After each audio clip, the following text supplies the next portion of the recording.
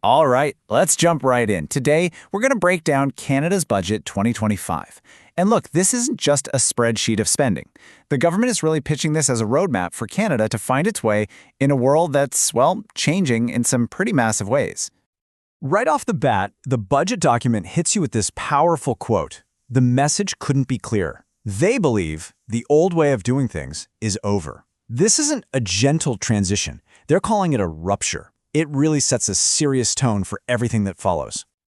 So what is this rupture they're talking about? Well, this first section is all about the big challenges, both here at home and around the globe, that this budget is trying to solve. Now, these probably sound pretty familiar to a lot of you. The budget doesn't shy away from the fact that Canadians are feeling the squeeze from the high cost of living and seeing unemployment tick up. And on the bigger stage, it's pointing to things like sluggish global growth and weak productivity as major headwinds for our economy. I mean, listen to that comparison. The fall of the Berlin Wall. That really tells you the scale of what the government thinks we're facing. They're not just talking about a regular economic cycle here. They're framing this as a total shakeup of the global system, affecting, everything from our supply chains to who our friends are on the world stage. Okay, but after laying out all those challenges, the document makes a quick pivot.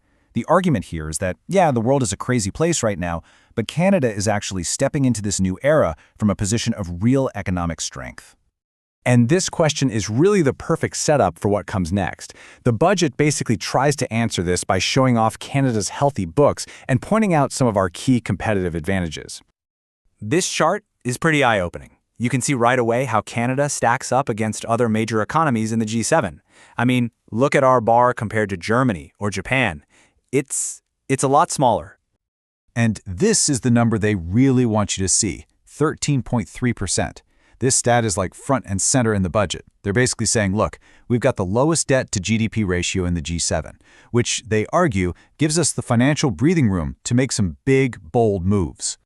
And it's not just about the money. The plan lists off these core strengths, what it calls our Canadian advantage. We're talking about things like our skilled workforce, our huge supply of natural resources, and the fact that we have free trade deals with every other G7 country.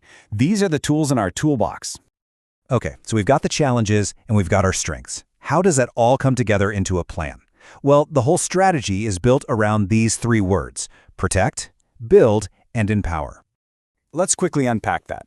Protect is pretty straightforward. It's about defense, national security, that sort of thing. Build is all about big infrastructure projects and forging new economic alliances.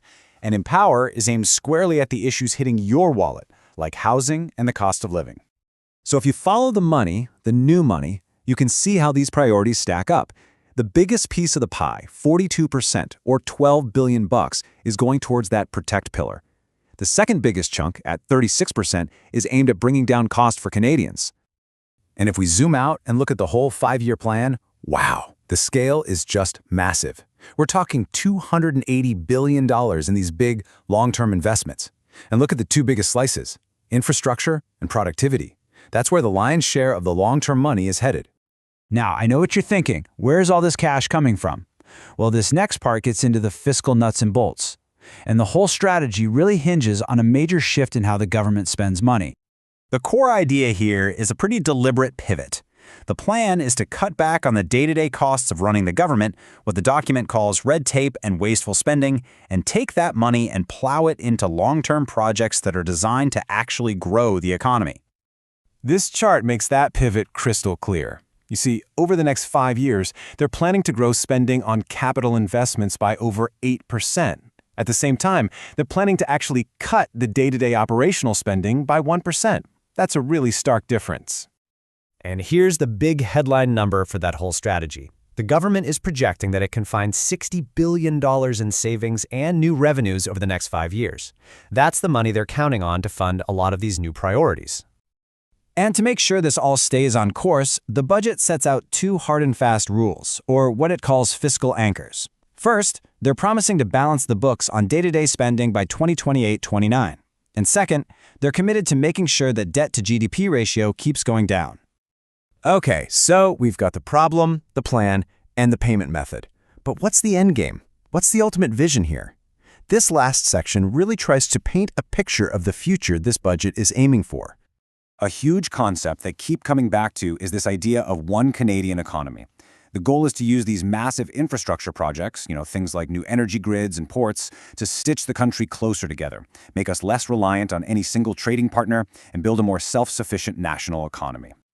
And to get there, the budget lists some very specific policies. Things like fast-tracking those huge projects, creating a new strategy to find more trade partners, a new Buy Canadian policy, and some tax changes to boost productivity. It's a whole suite of initiatives designed to build what they're calling a Canada Strong economy.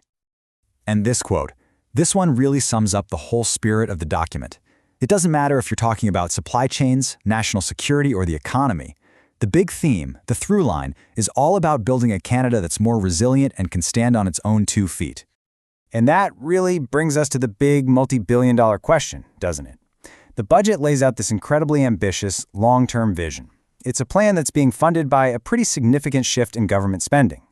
The roadmap is there on paper, but the real test is going to be whether these generational investments actually deliver the stronger, more resilient Canada that it's aiming for.